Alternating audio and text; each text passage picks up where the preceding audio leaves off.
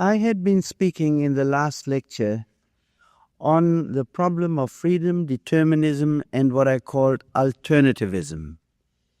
And I try to show that the theory of alternativism implies that man is motivated in many instances not necessarily only by one cause which produces one effect, but by a number of real possibilities, and that the act of freedom is the decision which he can make when confronted these real possibilities. The determinism lies in the fact, if you please, that these possibilities are not arbitrary. There is not any number of possibilities between which a man can choose. There are certain possibilities which are inherent in the totality of the situation, and if man has retained enough freedom, enough possibility to decide, then he may choose one as against other possibilities, real possibilities, but not fictitious possibilities. What we usually try to do is to imagine we could do something which spares us a painful conflict and which is a possibility when precisely it is not a possibility, and therefore events happen behind our back and without our will. And then we complain or accuse somebody. Now, I was trying to say last time that this alternativism is essentially the philosophy of the Hebrew tradition. There are some who are that advanced that it would be more difficult for them to do the bad than to do the good. There are some who are so lost that it is practically impossible for them to do the good. I give it as one example, Pharaoh in the Bible.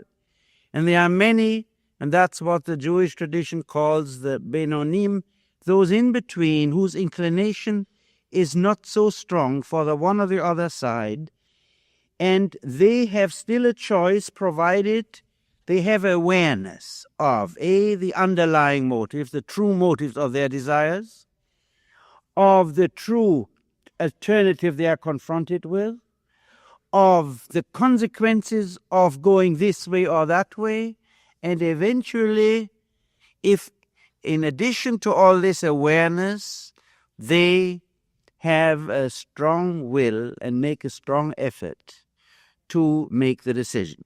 I was giving the example of the prophet Samuel. I was mentioning the fact that the function of the prophet and the Hebrew Bible in general is to teach an idea, to show alternatives and their consequences, and then to protest. But then it is up to men to decide, and as I shall try to say later, God in the Old Testament essentially never interferes beyond that one point, namely to send his prophets who have this function of making people aware of alternatives and their consequences and to protest. Perhaps I could mention a Talmudic story which doesn't refer in this case to ethical decision, but to ritual decision, but which is nevertheless quite characteristic of the spirit of which I'm talking here, namely of leaving man the autonomy to decide. It's a story of a group of Talmudic scholars discussing a purely ritual question, and one of them was known as being a kind of miracle doer, of a magician, while the others did not do that. And the one who was the miracle doer was in opposition to the rest of them. And he said, if I'm right in this particular question, then this brook shall flow upwards instead of downwards. And the brook did flow upwards. But the other rabbi said, what has a brook to do with our discussion? And they were not impressed. So he said, if I'm right, then this wall should collapse. And the wall began to collapse, but out of respect for the others, it didn't collapse completely, but just stood oblique. But the majority again were not impressed. And eventually the rabbi said, if I'm right, then a voice from heaven shall say that I'm right.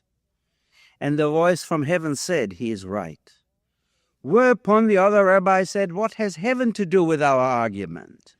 God said, I gave you my Torah on the earth. And that means you are now to decide and not I. One of the rabbis, one of the next days, met one of the prophets who was taking a stroll in the streets of Jerusalem down from heaven, and he asked him, look here, what did God really think or say yesterday when we had this argument? And the prophet said, I can tell you that. God smiled and said, Nitzchuni bonai, my children have won over me. My children have won a victory.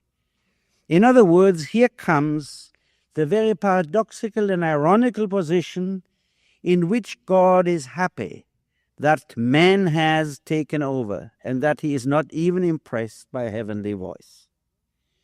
That is a Talmudic story which represents the spirit of this development which you see already in the Hebrew Bible, namely the development in which man himself is free to decide, is free to make choices. And here in this Talmudic story, God does not even want to interfere because it is now up to man. You see the same alternativistic philosophy perhaps in the Jewish attitude or philosophy, which some of you know who go to the synagogue not only for the prayer for the death, but also for some other interests. Namely, in the 10 days of return between New Year and the Day of Atonement, this all they have the idea that in these days man's fate is decided. And all this culminates in a statement which said that man's fate is decided now, but that prayer, return, and right action can, as the text says literally, tear up the destiny. Man can tear up the destiny by his own action, provided he returns, provided he sees what goes on in his own inner reality. The destiny or the determination is there, and yet there is always a possibility for man to tear up that which has already been determined. I mentioned already that the whole concept of sin in the Jewish tradition has not the quality of the repentance of the sinner with all his feeling of depression, of sadness. That sin means literally to sin, chata, to miss the road, and that return, to repent means to return to the right road. And that the Talmud speaks of what we would translate in English and as a repentant sinner, the Talmud calls him the master of return, the man who is capable of returning, because he can understand what he does and he can decide for a new road, for a new alternative. Actually, the whole idea of a guilt-ridden conscience, of dwelling in guilt, of remorse, is on the whole not characteristic for the Jewish tradition. Because in the Jewish tradition there is quite a bit of emphasis that one should not be sad, but that one should be joyful. This is, as many of you perhaps know, characteristic of the Hasidic tradition. for which the motto "Serve God in Joy" was one very important, well, you can really say motto, was expressed something of the essence of the Hasidic movement. But that is by no means only beginning in the Hasidic movement. Maybe I already quoted you a sentence from the Old Testament in which, as the worst sin of the Hebrews is described, you had no joy in the midst of plenty. The lack of joy, that is what is sinful. You find, as I said, the same thing in the Hasidic movement. You find it also in Spinoza, just the same. You find, in fact, a tradition which goes over 2,000 years, in which depression and sadness are not considered to be in any way good, but very often in themselves to be considered sinful. Because a depressed man is not a man who will decide for the good. He just sits around and yammers or accuses himself. Perhaps this, I could read you just briefly a statement by a famous Hasidic leader, the Isaac Meyer of Ger, who wrote something about it, and who wrote the following: "Whoever talks about and reflects upon an evil thing he has done is thinking the vileness he has perpetrated, and what one thinks therein is one caught. With one's whole soul one is caught utterly in what one thinks. And so he is still caught in vileness. And he will surely not be able to return, for his spirit will coarsen and his heart rot. And besides this, a sad mood may come upon him. What would you? Stir filth this way or that, and it is still filth. To have sinned or not to have sinned, what does it profit us in heaven? In the time I'm brooding on this, I could be stringing pearls for the joy of heaven. That is why it is written, depart from evil and do good. Turn wholly from evil. Do not brood in its way and do good. You have done wrong, then balance it by doing right." This is a very beautiful and very vivid expression of the traditional Jewish attitude toward sin and against the feeling of depression, sadness, self-remorse in connection with sin. Now, there is another element in the Hebrew concept of return, of overcoming that which we want to overcome, especially sadness. And that is an idea that you have to penetrate to the very nucleus of what you are suffering from to be able to return. I want to give you an example of this, which is not precisely connected with sin, but rather with depression and sadness and anxiety. But I want to give you a very concrete example from the Psalms, where in one psalm, the 22nd psalm, I want to show you how this process of arriving at the very depth of one's suffering is a condition of returning from suffering to faith or gladness or joy. Now, this 22nd psalm I have chosen, I could have chosen some others which are similar in structure in the Old Testament. In the book of Psalms, I have chosen because it has, aside from this particular meaning I was just mentioning, a very interesting significance for the history of Christianity. As you know, in the New Testament, Jesus is the story of Jesus' death. It has three different versions. In the first two Gospels, in St. Matthew and in St. Mark, Jesus is supposed to have said, while he was dying, Eli, Eli, lama sabachthani. My God, why hast thou forsaken me? In St. Luke, he is supposed to have said, Father, in thy hands I command my spirit. And in St. John, he is supposed to have said, it is finished. Consummatum est. Now this has, of course, especially the first version, my God, why hast thou forsaken me, has of course been a stumbling block for the readers of the Gospel, because how is it possible that Christ, being God, being the Savior, dying a voluntary death to atone for man's corruption, that Christ should die with a word of utter despair, of utter aloneness, of being forsaken by God? Now, the traditional theological answer to this question has usually been, both by Protestant Catholic theologians, this is to show that Christ was not only God but also man.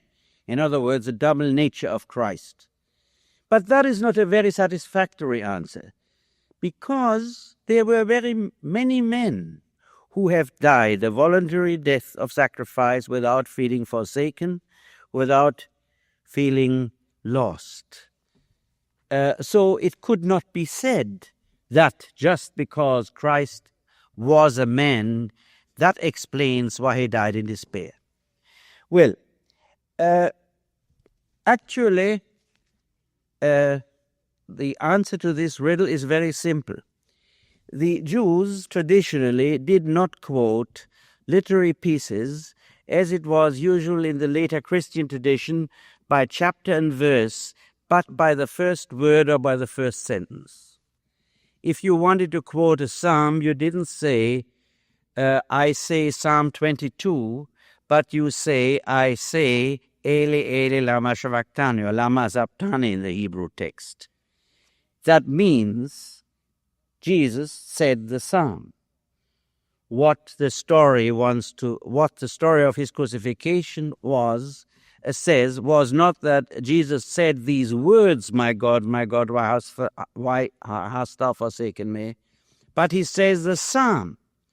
And now when I read you the psalm, you will see that while this psalm begins with a mood of utter distress and anguish and sorrow, it ends up in a mood of utter enthusiasm. And if the writer of the Gospel wanted to choose a psalm which would fit into the mood of universality and hope, by which the New Testament represents Jesus' faith, then indeed there is no psalm which would have been more apt to be chosen. But in saying this, I come already to the very nature of what goes on in this psalm.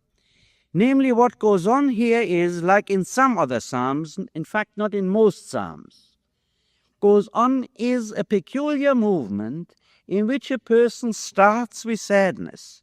Then he tries to lift himself up to a little more hope, but it doesn't help. He goes into deeper sadness and anxiety. Then he surges, he emerges from that to still more hope, and yet it doesn't stay. But then he almost, you might say, jumps into the very depths of despair. And at the very moment when he permits himself to experience the very depths of despair, in that very moment something happened to him. And then there is a true return, a true change. Now, in this psalm, like in some others, you find this expressed in the whole structure of the psalm. I shall read it to you so that you can follow me, and if you have time, and you can read it yourself. Maybe sometime you're in a hotel and you find the Bible there, so you can read it at night if you travel. It starts out, my God, why hast thou forsaken me? Why art thou so far from helping me from the words of my roaring? O my God, I cry in the daytime, but thou hearest not, and in the night season, and am not silent. This is the first two verses of despair. Then comes the counter verse of hope. Thou art Holy One. Now the thou is very often a word which is just establishing the relationship. it has no meaning except addressing oneself, like mentioning a person's name. Those who are familiar with the Hasidic songs perhaps know a famous Hasidic song, the Dudele, in which the main text is do, do, do, thou, thou, thou, as an address of love to God. Thou, the Holy One, thou that inhabits the praise of Israel, our fathers trusted in thee, they trusted thou didst not deliver them. And thou didst deliver them, They cried unto thee and were delivered. They trusted in thee and were not confounded. In other words, here he tries to encourage himself by thinking of how his fathers were delivered. That was the second counterverse, or the first counterverse. Now comes again the return to a deeper despair. But I am a worm and no man, a reproach to men and despised of the people. All they that see me laugh me to scorn. They shoot out the lips, shake the head, saying, he trusted on the Lord, that he would deliver him. Let him deliver him, seeing he delighted in him. Now comes the next counterverse with deeper despair. But thou art he that took me out of the womb. Thou lettest me have faith in my mother's breasts. I was cast upon thee from the womb. Thou art my God from my mother's belly. Be not far from me, for trouble is near, for there is none to help. Now here you see is an attempt to find new hope, not by remembering the fathers but the mothers. And there you have this beautiful sentence, God let him have faith in the mother's breasts. What greater faith is there than the infant's faith in the mother's breasts? This goes deeper in trying to overcome the lostness, and yet it does not work, because now begins the third verse. And this verse takes double the space of the verses of despair which I have quoted so far, because here in the following verses now comes the full despair which the person feels. He says, many bulls have compassed me, strong bulls of Bashan have beset me around. They gaped upon me with their mouths as a ravening and a roaring lion. I am poured out like water, and all my bones are out of joint. My heart is like wax, it is melted in the midst of my bowels. My strength is dried up like a potsherd, and my tongue cleaves to my jaws. Thou hast brought me into the dust of death. For dogs have compassed me, the assembly of the wicked have enclosed me, they pierced my hands and my feet.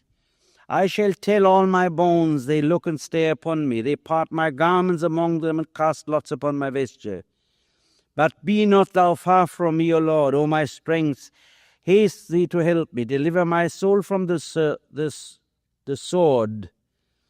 The King James Version translates my darling, but it really means Yechidosi, my only one, which means my life. My only one from the power of the dog. Save me from the lion's mouth. For thou hast heard me from the horns of the unicorn. Now, you see here the full despair. And you see here what is often overlooked, namely that something very strange happens. At the end of these verses, suddenly comes the perfect tense, and the poet says, for thou hast heard me from the horns of the unicorn. At this point, a complete change has happened. He isn't any more despaired. He doesn't anymore ask God to save him. But suddenly, he is convinced God has saved him. It has happened. And then comes the second part of the psalm, which is written in an entirely different key, because the essential event has happened here. He has been saved. Of course, this is all his own inner experience. This has nothing to do with outward reality. And then the psalm goes on to say, and I will declare thy name unto my brethren. In the midst of a congregation will I praise thee. You that fear the Lord, praise him. All you, the seed of Jacob, glorify him, and fear him, all you, the seed of Israel. For he has not despised nor abhorred the affliction of the afflicted, neither has he hid his face from him, but when he cried unto him he heard. Now you see, all the suffering now is only memory, although it is still remembered, but it is memory. There is no more presence to it. My praise shall be of thee in the great congregation. I will pay my vows before them that fear him. The meek shall eat and be satisfied. They shall praise the Lord that seek him. Your heart shall live forever. At the end, all the ends of the world shall remember and turn unto the Lord, and all the kindreds of the nations shall worship before thee. For the kingdom is the Lord's, and he is a governor among the nations. All they that be fat upon earth shall eat and worship. All they that go down to the dust shall bow before him, and none can keep alive his own soul. The text here actually is a little bit, the Hebrew text seems to be somewhat deranged. So no translation makes perfect sense precisely of these verses I was reading right now. The last verse. A seed shall serve him, it shall be accounted to the Lord for generation. They shall come and shall declare his righteousness unto a people that shall be born, that he has done this. Now, you can see here that in this psalm, there is this movement to ever greater depths of despair. When this depth is reached, there is a sudden change.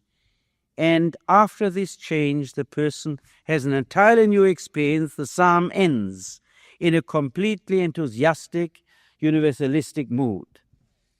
And it is very understandable why the New Testament, why the story of the crucifixion would indeed believe that Jesus said this psalm, while it is hard to understand why he would have only said a word of despair. In fact, you can even see that some of the sentences of this psalm have been literally taken over into the story of the crucifixion.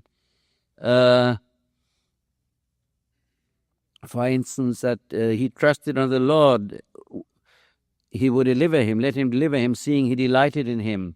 Or that they throw lots, they part my garments among them and cast lots upon my vesture. And especially the one sentence, they pierced my hands and my feet. As far as I know, there is no other psalm where there is a mentioning of piercing hand and feet.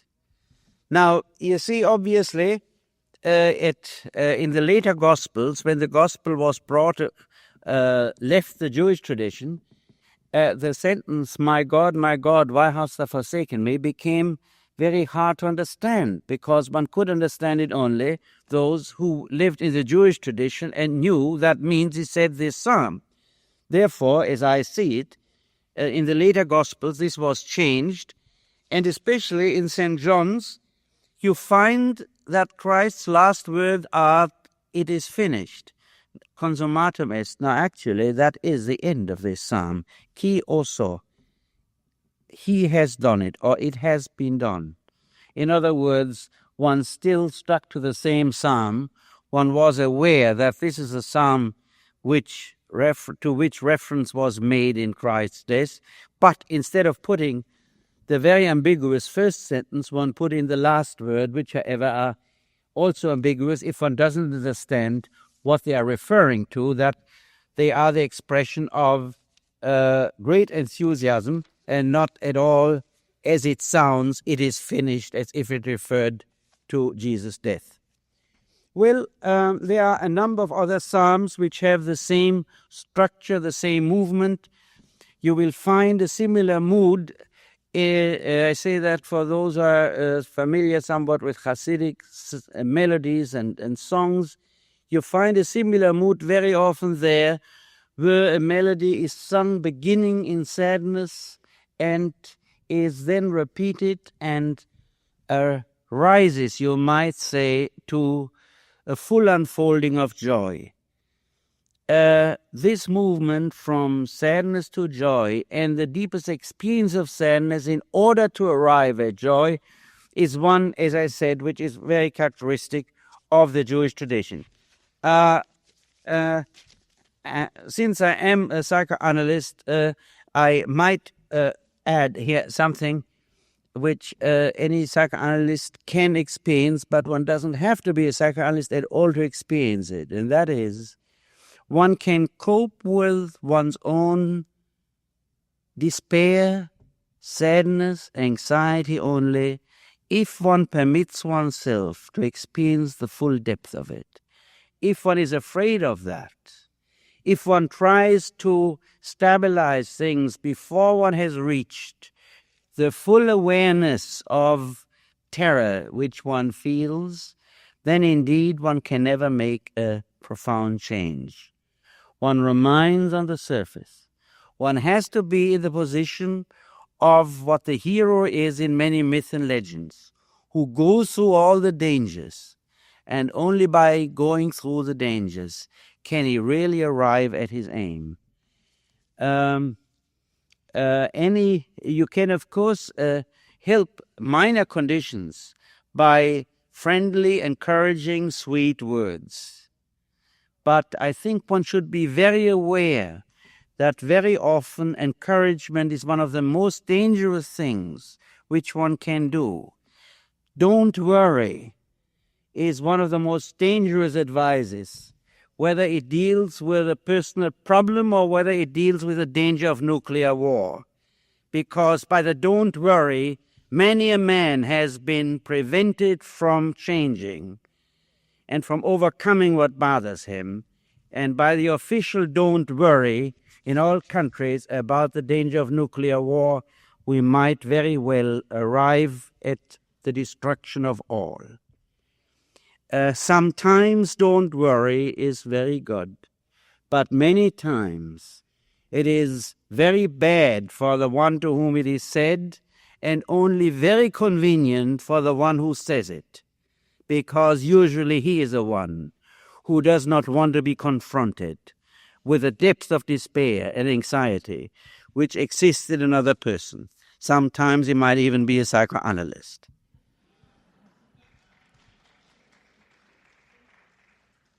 Now, I want to speak about the concept of history in the Old Testament and the Jewish tradition.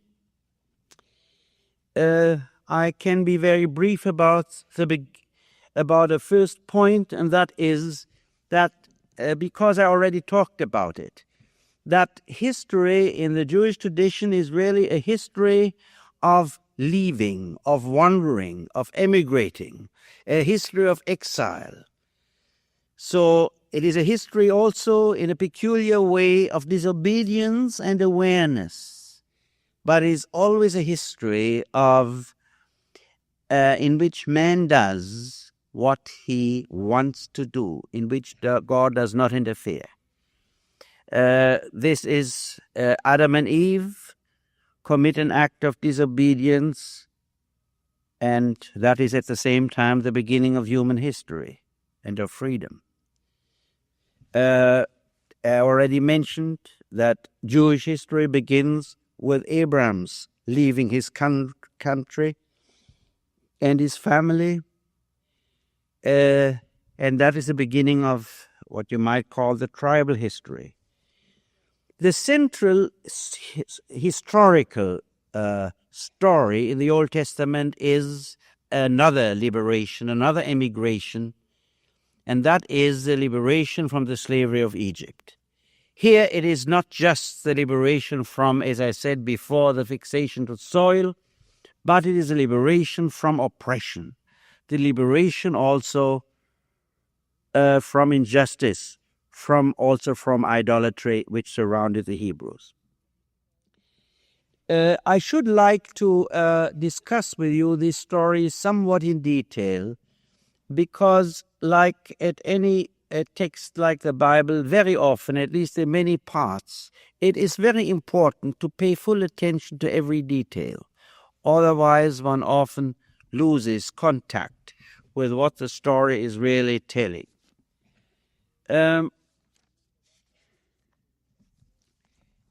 You all know, you remember that from Sunday school, that after the Hebrews had gotten to Egypt and had a pretty good time, and well, more than a good time, they became pretty rich. Then eventually they became a minority which was oppressed, and very badly oppressed. That Moses was born and raised in the court of Pharaoh. Here comes a story which has repeated itself many times in history, that the leader of a social revolution does not come from the class of those whom he liberates from, but actually from the ruling class, if you forgive me the expression. That is to say, from those whom he fights, because very often only who has acquired the knowledge and the independence of those who are on top is able to be the leader. That holds true for Moses too. But the crucial question in this story, the liberation of the Hebrews from Egyptian slavery, is the crucial story really of all liberation, of all revolutions, and in fact of the development of the human race. And that is a question which you might put in these words: how is historical change possible? Why are we not still sitting in the caves?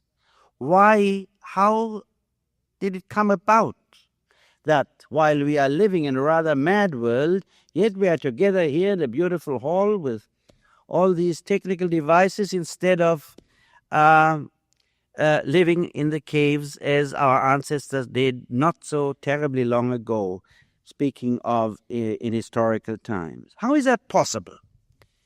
And here comes something very special and characteristic for the Old Testament.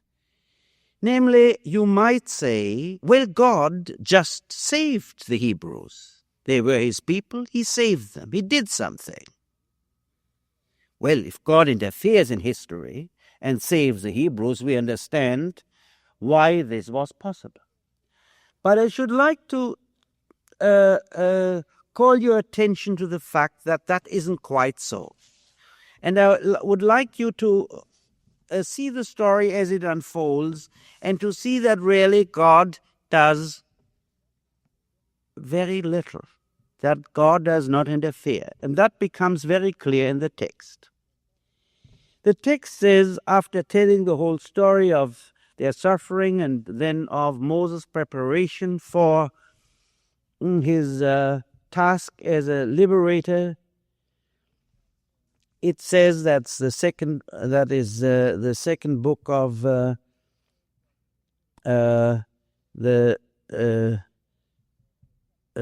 book Exodus, in verse 23, chapter 2, verse 23 and 24. It says, "And the children of Israel sighed from their slave work, and they cried. And their cry rose up to God from their slave work. And God heard this moaning, and God remembered his covenant with Abraham, Isaac, and Jacob." Now, did they pray to God? Did they turn to God? No. They did not. And this is not accidental. This is not just forgotten in this one verse. I shall quote you some other verses. This is very consistent in the whole story. Never did the Hebrew pray turn to God in this story. So how do they make contact with God? What happened between being slaves and being ready for liberation? The simple answer which this text gives is they suffered. And the cry of their suffering, and this is a very poetic expression here, rose to God. The suffering itself came to God's attention, while the people themselves were not aware of God and did not turn to him.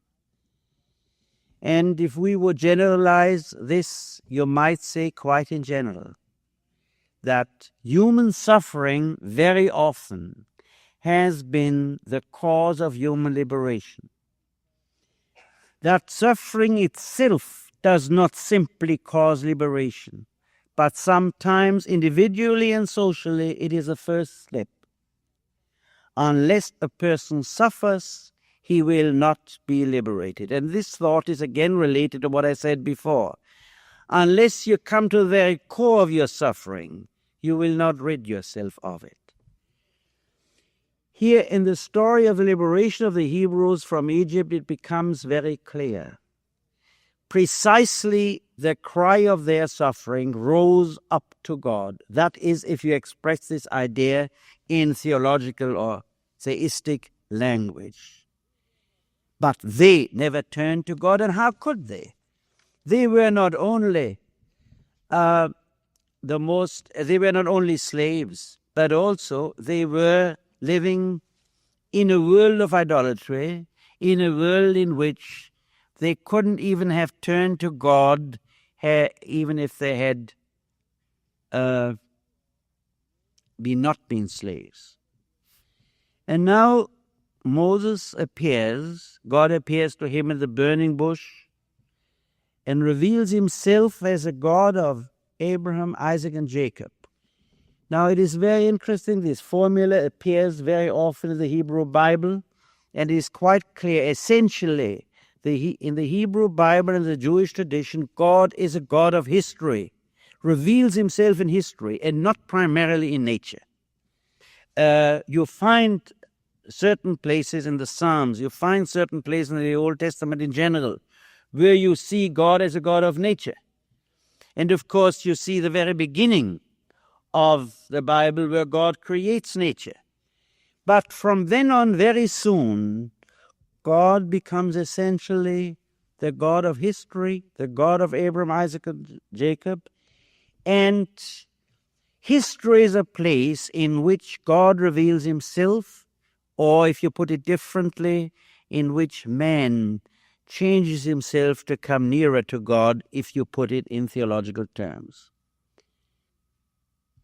Again, God says here, when he reveals himself to Moses, I have very well seen the affliction of my people which are in Egypt, and I have heard their cry by reason of their taskmasters, for I know very well their sorrows. Again, no word they cried to me, but I have heard that cry from their slave work, or by reason of their taskmasters. And then God announces his intention. This is all chapter 3 of Exodus.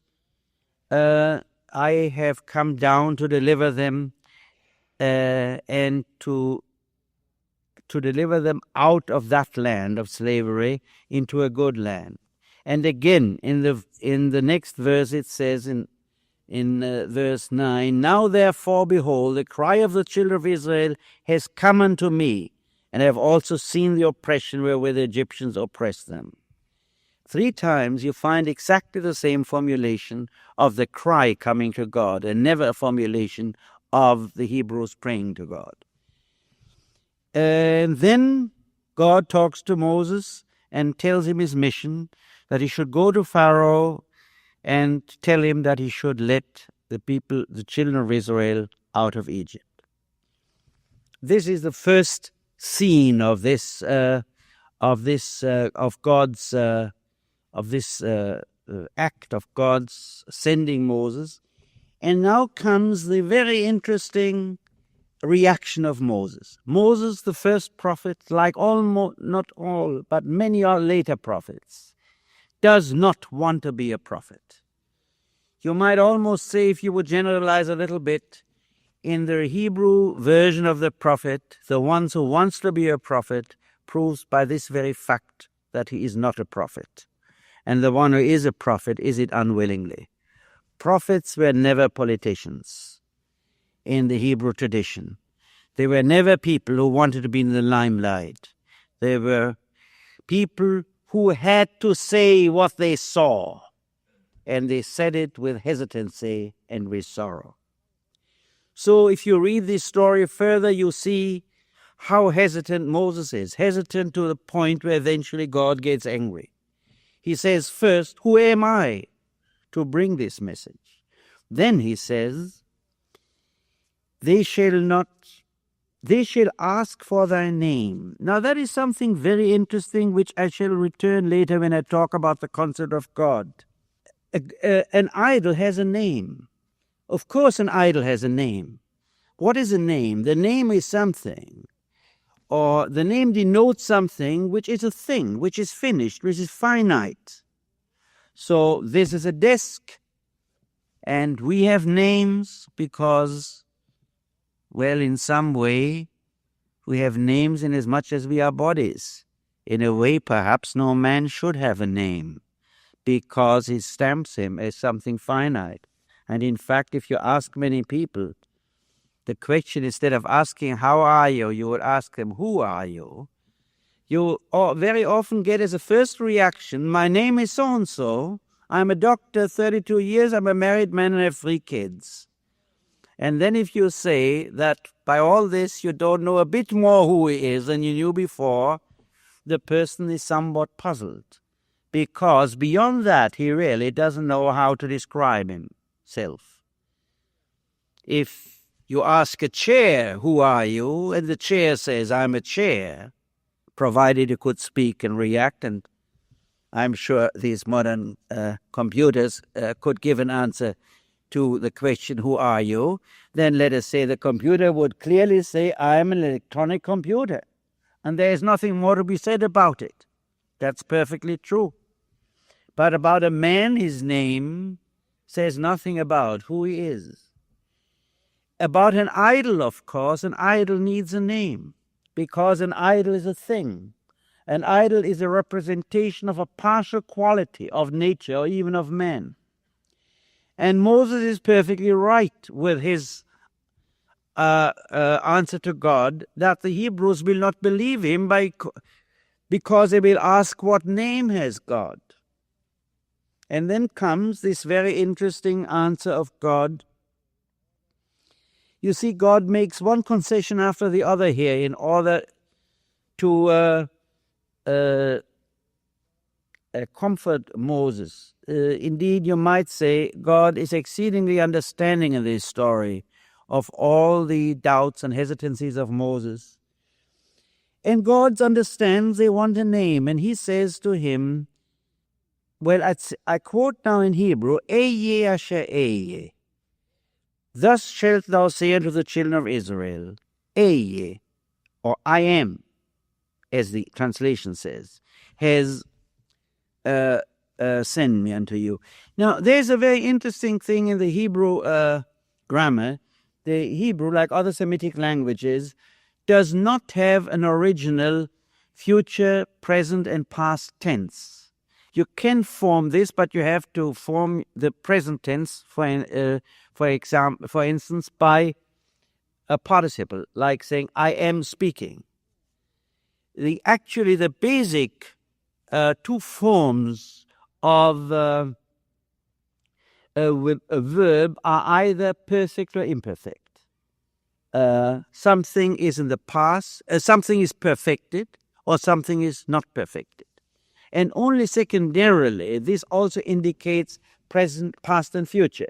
If you say, for instance, I have written, that is to say, my writing is perfected, then of course you imply also it is in the past. But if you say, for instance, I have known in the Hebrew perfect, yodati, then this very often means, and it means that in one sentence, which I quoted before, I know thoroughly, because it means my knowledge is perfect. Or you can say the same thing, you find it about the word ohafti, I have loved, which is not necessarily that I loved in the past, but I love fully.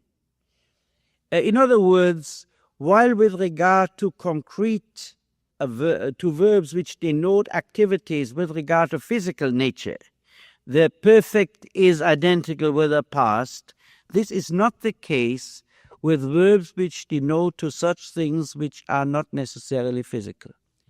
And the interesting point here is that God uses the expression of the imperfect of the word to be. Eje is the imperfect of the word to be. It is sometimes translated, I shall be the one who shall be, but that is not correct really, because it isn't the future. I am becoming the one I am becoming. That would be a more correct translation. I am in the... And actually, if you would translate it very freely, then God's answer to Moses is, tell them my name is nameless.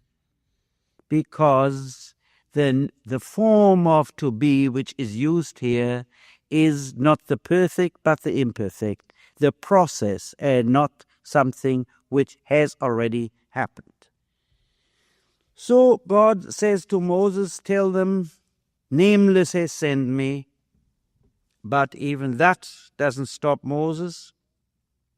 He goes on that they will not believe him. Then God teaches him some minor miracles with his staff and with his skin, miracles which, as we see later, are not too different from what the magicians of Pharaoh's court could also do. Maybe slightly better, but it's not anything terribly impressive from the standpoint of what magicians can do. Then Moses said, I'm not eloquent. I can't talk. I have a heavy tongue, which is also characteristic of the prophet as against the politician or the priest. By the priest, I'm referring here to Aaron, his brother. First God answers, I will be with thy mouth, but still Moses is not satisfied and says, now therefore, says God, that's chapter 4, go and I will be with thy mouth and teach thee what thou shalt say. And again says Moses, O my Lord, send, I pray thee, by the hand of him whom thou wilt send. And the anger of the Lord was kindled against Moses, and he said, is not Aaron the Levite thy brother? I know that he can speak well. And also, behold, he comes forth to meet thee, and when he sees thee, he will be glad in his heart. And thou shalt speak unto him, and put words in his mouth. And I will be with thy mouth, and with his mouth, and will teach you what you shall do. And he shall be thy spokesman, and so on. Well, at that point, Moses has no more excuses to make. He accepts the mission, and he returns eventually to Pharaoh. He goes to Pharaoh with a request to let his people go. And there's something quite interesting in the text, namely what he says to Pharaoh. He does not say, the God of Abraham, Isaac, and Jacob and Isaac has appeared to me to liberate the people. He says to him, the Lord has said to us that we should go to hold a feast unto me to the Lord in the desert. That is to say, he uses a concept of the religion of the idolatrous religion, the concept of a feast for God rather than the concept of liberation from slavery.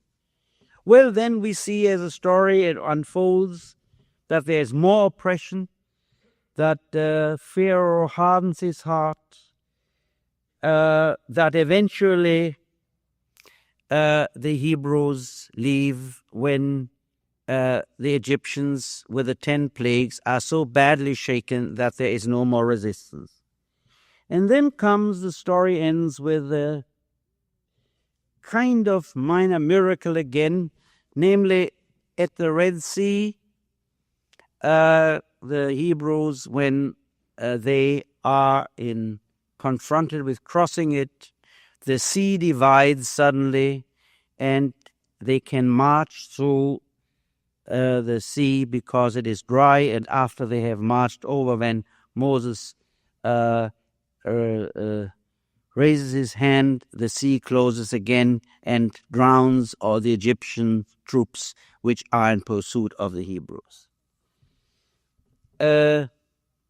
Well, perhaps I could mention two Talmudic traditions which are in relationship to this peculiar miracle. The one is that the Talmud said, when Moses stretched out his arm, and that was supposed to bring about the division of the waters didn't really divide until the first Hebrew jumped into the water. And only at that very moment did the miracle become effective. Now, that is a very interesting remark, because it shows that even here, the miracle which God is doing is effective only at the moment when man takes the initiative and the risk to acting by himself. He does not receive the miracle in a passive way as something which happens without his having to initiate the act of initiative and courage. That's one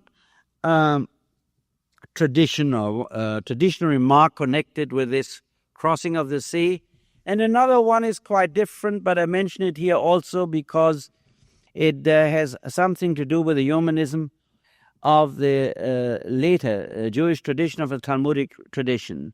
In the Old Testament, you don't find great regret about the death of the Egyptians. On the contrary, you find then, and that is quite human, as one says, a good bit of jubilation. But the Talmud, many centuries later, looked at it differently. The Talmudic stories is that the angels sang a song of praise, of jubilation. Actually, in the tradition, the last Psalms of the book of Psalms, which also have the Hallelujah in it, in which there's nothing of sadness, nothing of lostness, in which there is just sheer enthusiasm. That's how the book of Psalms ends, and that is, again, in the very structure of the book of Psalms, characteristic of this movement I had been talking about before. And the angels, of course, according to the Talmudic tradition, were on the side of the Hebrews. So when the Egyptians drowned, they sang these Hallelujah Psalms in front of God. And God became angry and said to them, "How can you dare to sing songs of jubilation when my creatures have died?" Referring to the Egyptians. And actually, in a strange way, this reaction of God, which has supposed to have happened around 1500 BC or so, has, but naturally, of course, a Talmudic tradition about it, has remained alive in the Jewish tradition, because on that day of the Passover, which is allegedly, according to the tradition, the day in which the Egyptians drowned, in the Orthodox Jewish service, they pray only half of the Hallelujah Psalms, which are regularly said on every holiday, as a sign of mourning for the Egyptians. You find many such elements in the prophets, but you see here a development of a tradition from the text of the Bible to the later Talmudic development, in which you see a development of humanism, a development of a sense of unity of mankind, and in which even the worst enemies the Jews ever had in the biblical story, namely Pharaoh, in which God forbids jubilation because they are his creatures too. Well, we know that how the story goes on. The Jews are in the desert. They rebel against Moses. They don't want freedom. They want certainty. They want security.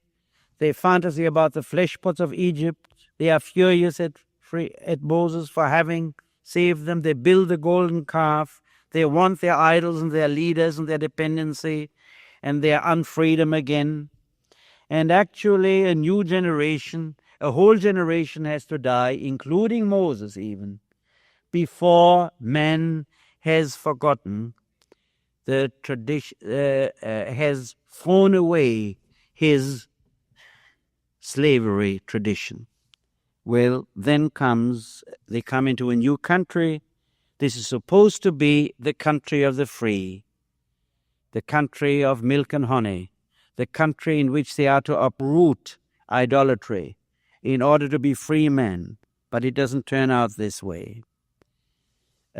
They fall into a new idolatry. And then comes a development which I spoke about the other day.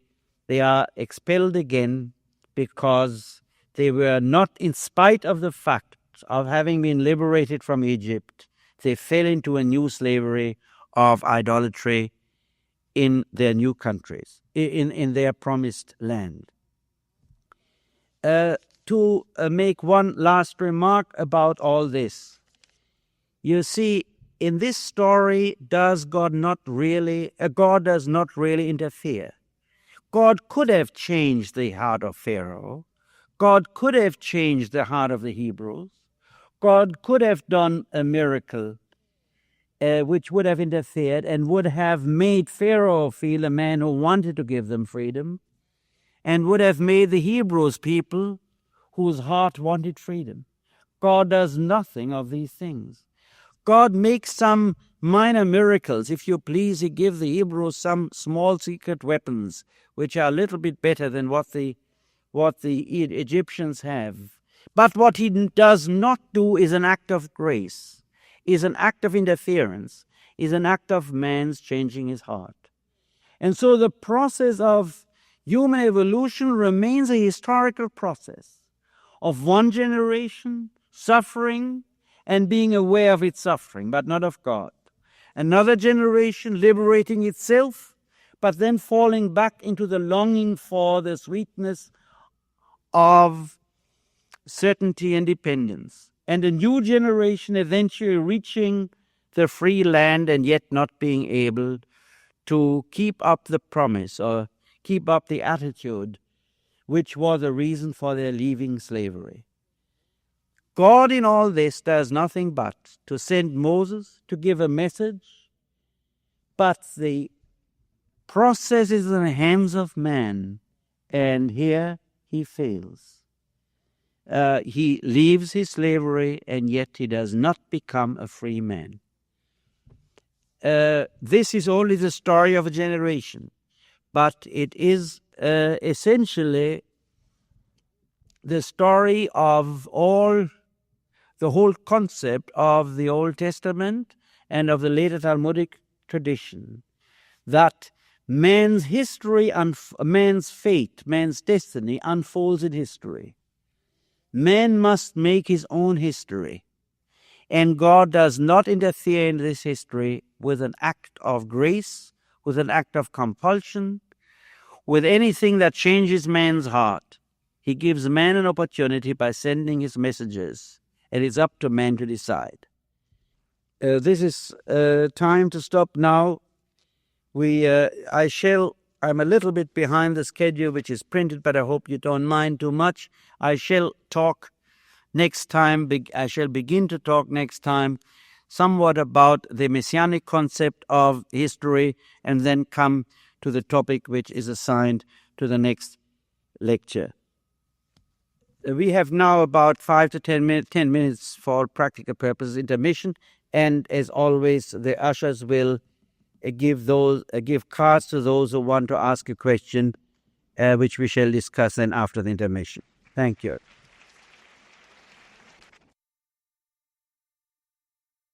Again, had not time to go over all questions, but I have quite a few here, which I have read and want to respond to. One question says, how is it possible that Christian theologians have not, I cannot quite read it, but the point is, have not presented the plausible explanation which I gave for my God, why hast thou forsaken me? Well, in the first place, I cannot be sure that no Christian theologians has given that explanation. I've never read it, and I asked quite a few. Nobody has. But the answer is actually quite simple. It's one of these little things which happen. Christian theologians are, of course, often exceedingly familiar with the text of the Old Testament, and quite a few also with Talmudic writings, but they are not usually familiar with the customs of the Jews, namely their way of quoting a document. namely not quoting by some. I remember when I was a boy in school, I was always surprised that some of my classmates would say this is the 20th Psalm, the 50th Psalm, and I never knew what number it was, but I knew the first sentence from my Jewish teaching. So it is a relatively simple thing that Christian theologians were not sufficiently familiar with this Jewish custom, which is in itself a very unimportant custom, and on the other hand, the Jewish theologians may not have been sufficiently interested in the story of crucifixion, and so the two never met. Here is a question which says, if Moses was not a politician, why then, instead of asking the Pharaoh for freedom, did he say God wanted his people to hold a feast for him in the desert?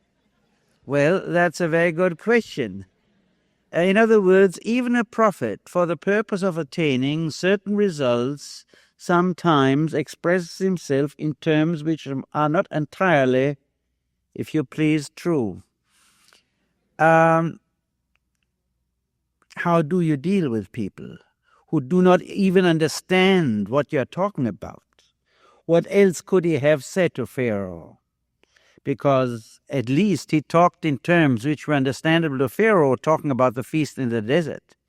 If he had talked about the God of Abraham, Jacob, and Isaac, who wanted his people to be free, this is indeed would have made no sense to Pharaoh. That isn't only the case with Pharaoh. It has happened in history again and again that people have not really understood those who wanted freedom. Even some who talked a lot about freedom. Besides that, when I read the question, this Buddhist story came to my mind. We in the West are very accustomed to make very sharp distinctions between one category and the other. There's a Buddhist story of a serpent, a big serpent, who was converted by Buddha to be peaceful. That is to say, when other animals attacked the serpent wouldn't fight back and so on and so on. She was really a Buddhist peaceful serpent. But after a few days, the serpent came back to the Buddha, all torn up, bloody, almost dying, and said, "O Lord, O Master, what is the point of my following these, of my being converted to this behavior? I'm almost dying." And the Buddha said to the serpent, "You fool, who told you not to hiss?" Well, you can ask again, is that really strictly in the tradition of pacifism, that one should make it appear as if one could kill? The hissing would be also not quite right. Yet this is, I think, not uncharacteristic of a very concrete Eastern thinking, that one doesn't put all the emphasis on the black and white, on the abstract category, is one peaceful or is one not. This is a realistic answer. The serpent could have hissed and nothing would have happened, and yet she would have remained a good Buddhist serpent. There's a question here, could a determined will by the European Jews have changed the history of Nazi genocide? Well, obviously, the human will, as far as outside events are concerned, is clearly restricted by the circumstances. That's why politics is the art of the possible, and is not a matter in itself in which one can do as one pleases. If one wants to understand why the Jews were exterminated by Hitler, one has to understand why Great Britain did not want to disturb Hitler as long as Hitler was supposed to be a bulwark against the East. One has to understand why the Jews, let us say in Germany, had so little influence in power. Because while there were many rich Jews, they were bankers and merchantmen essentially, but they were not leaders of heavy industry, which has weight and power in a country. In other words, the will itself does not alter, or alters only in a very limited way, circumstances which exist in the total situation. The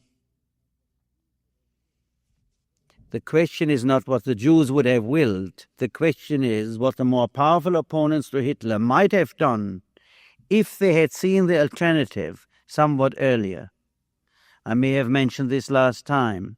If at the time of Hitler's occupation of the Rhineland, the French and the British would have interfered, then indeed, probably Hitler would have been would have lost his power. At that time, it was still possible. No question about it. At that time, there was also quite a bit of opposition to him, not only among the workers and the middle class, but also among the military men. But there were reasons why one did not interfere. But most of this has nothing to do with the Jews.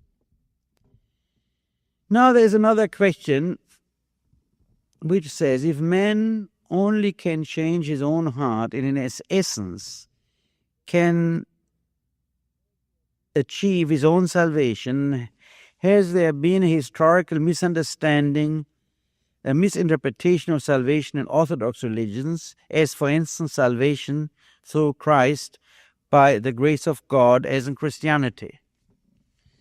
Well, this is a matter of each person or this is a question which it is up to each person to answer. Obviously, a Christian would answer in a different way from someone who would give the answer in the sense of the Jewish tradition. But even in the Christian tradition, you have a great variety in what this answer would be.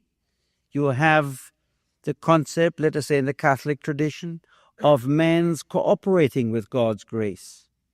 You have in Luther a concept which gives man's own cooperation very little weight, practically nothing. There is, however, the fact remains that there is a basic difference between the Jewish and the Christian teaching in this respect. As I try to say, the Jewish tradition is one in which God does not save man, but he gives man the possibilities of saving himself if he cares to, by sending the prophets. In the Christian tradition, you have another tradition in which in Christ, God performs something for man which otherwise could not perform for himself. In other words, the answer to this question really depends on one's own theological or religious standpoint, and I was trying here only to present that standpoint, which seems to me essentially the one of the Old Testament of the Jewish tradition. Here's a question which says, did not God harden the heart of Pharaoh, and did he not send the plagues? This would seem to be a more active role than you describe. Well, this sentence, in the story of Pharaoh, you have about, 6-8 times the statement about Pharaoh's hardening heart. Sometimes expressed God hardens his heart, and sometimes is expressed his heart hardened. And that is indeed a very disturbing statement. Because if the text means that God really actively hardens Pharaoh's heart and then punishes him, this would be a very cruel concept of God's action. And I always found it difficult, considering the whole context of the text of the Old Testament, to believe that that is essentially what the text could mean, that God is as cruel, almost as tricky, to intentionally harden the man's heart and then punish him for the very thing the man cannot help. I have always understood it, and this may be an interpretation which is unjust, that as some other times when the Old Testament speaks of God doing something, this is the way of expressing something had to happen with necessity. In other words, what is described as God's arbitrary action is actually another way of saying this is what had to happen in the course of nature, or in this case, in the course of human life. Because sometimes, and I feel supported in this, by the fact that sometimes in the text, as I said, the text says Pharaoh's heart hardened, and it's not ascribed to God. Now, there may be an older source in which there's an older concept of man, of God, who is more punishing. But actually, to come to the main point of the questioner says this would seem to be a more active role than you describe. Well, it still would not be a role in which God changes man's heart for the better, in which salvation, liberation, freedom is achieved by that kind of miracle or grace in which God changes man's heart. He does not. If you interpret this differently, you might say God changes Pharaoh's heart, but for the worse. But that obviously is not grace, and that obviously is not the change which leads to salvation or to liberation. Perhaps there are other questions which permit me to come back more to this question. Well, here's one question which might have to do something with it. Even though man has a free will, is not God ultimately omnipotent, and does he not ultimately control history by intervening in times of crisis? That is, the Jewish concept of history is linear unto a goal, as opposed to the Eastern circular view. Well, I don't think, or let me put it, start with the last statement of this remark. I think it's quite true. The traditional Jewish view is linear, not circular. That is to say, man's evolution, man's history goes toward an aim. And I shall talk about this aim next time, namely the Messianic time. But what is essential is God does not interfere. God does not do an act of grace in order to make it possible for man to achieve that aim, except in one way, by sending his messengers. You might say the influence of God in human history is that of sending the prophets, is a function of the prophets, but it's not the salvation of man by an act of grace in which something in the nature of man changes. It remains a historical process. It remains the fact that man creates himself and saves himself in the historical prophets. And God's interference in the historical process is only of, you might say, like that of a teacher, but not that of one who transforms man's heart in any sense. I shall talk about the various forms of this in next time when I speak about the concept of Messianic time. Now here's a question which says, what would that famous rabbi you quoted say about a person who is deeply depressed? Does this famous rabbi understand that it may not at all be possible for this depressed person to lift his depression? And how could the rabbi classify the person as sinful under the above circumstances? Well, I guess the famous rabbi at the time really didn't know much about what a depression is. That's a psychiatric term. It's not just a theoretical concept. It's really a very serious form of mental illness. And I'm sure he wasn't talking about somebody who was depressed. And if he had known about depression, he may have known. I'm sure he would not have accused or criticized somebody for being depressed. But let me reverse the question and say, are there not many people today who act as if they were depressed when they are just bored and unhappy, and make a big showing of talking about how sad they are, and how unhappy they are, and if they can find somebody to talk about it for a long time, their narcissistic sense of self-importance is sufficiently satisfied to be happy with talking about their sadness and their so-called problems. It is that kind of person to whom the famous rabbi addresses himself. And he just wants to say that to indulge in sadness, and especially indulge in self-depreciation and feelings of guilt, is no moral virtue whatsoever.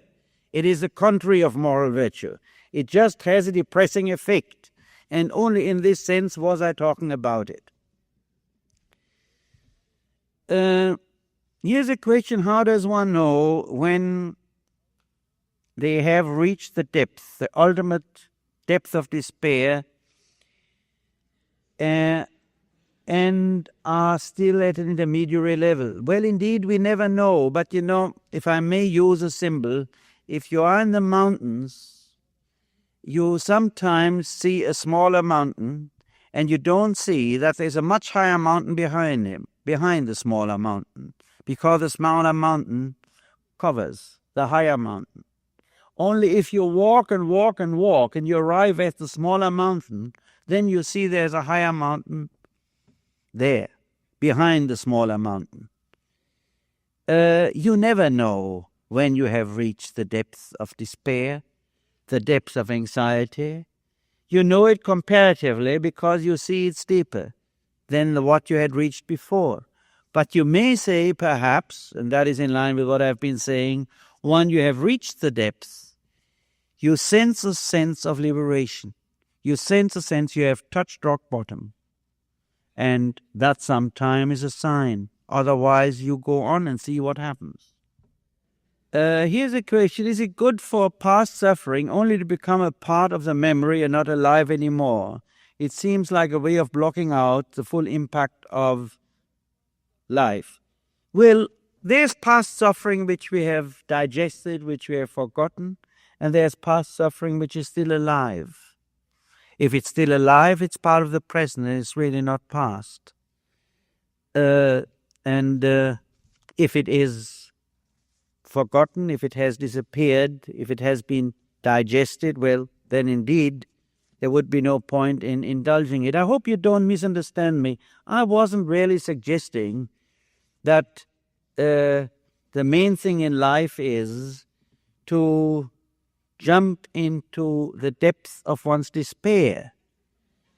But if one is despaired, if one is anxious, then one better faces it fully rather than to say to oneself, don't worry. Here's another question: do we allow ourselves to experience the full depth of despair in this culture? I think not, because we are terribly afraid of the suffering and consequently have to surround ourselves with distractions. Do you agree? Yes, I do agree. I would add something. You even might lose your job. Because if you really told your boss how desperate you are, he might think in the first place you are no good. In the second place, he feels threatened because he's just as desperate and he doesn't want to know it. Nevertheless, with all these criticisms of our present culture, let us not put all the burden on our culture. Fortunately, there is still a good deal of possibility for privacy and freedom, in spite of everything, in spite of television, in spite of the togetherness, in spite of all our mass communications. There is still quite a margin of individual possibilities, maybe more than in most cultures in the world. So don't throw put all the responsibility on our culture, but let us ask ourselves, how much can we do? Here's a question. You said that God hardly interferes in history, but in the story of Exodus, did not God seek out Moses, think of and reform and perform plagues and miracles? Moreover, Moses has a divine mandate as to what he has to do. Well, you see, I try to say the miracles which God performs in the story of the Exodus are really small tactical miracles. It is as if he had given the Hebrews a few better weapons, a few better propaganda slogans. But it is not the miracle in the sense of changing men's hearts, of changing, of giving man freedom. That is what I was talking about. If you, yes, in a conventional sense, God does a lot of miracles there, but it is not the miracle in the sense I was talking about. Namely, there is only one miracle. If man could, by a fire of God, be different from what he is, if by an act of grace man could be liberated. What I try to emphasize is, in that essential fact of the story of the Old Testament, namely the liberation of man, God lets man do it, guiding him, helping him, but it remains still man's responsibility. There is a question, is there any positive element in prayer? Well, that is an awfully difficult question to answer, especially for one who for quite a few years of his life has prayed and for many more years has not. Maybe I shall have an occasion to say something about it when I comment on Maimonides' concept on prayer in one of the next lectures. It all depends what one means by prayer. There is certainly prayer which is a direct relatedness of man to what he may call God, and there is a prayer which is nothing but a good business deal in which man, believing in an idol he calls God, thinks it's a good thing to flatter the idol, and then he will be all right. Now, these two kinds of prayer, the truly spiritual and the idolatric prayer, have nothing in common whatsoever, although they both may use the same text. Can one combine a belief in a God as a supernatural being and a belief in humanism? Well, of course one can, because there have been and are humanists who believe in God, if you please, as a supernatural being, and who are humanists. That's why I'm not entirely satisfied with the emphasis of contemporary humanist movement on just being against religion.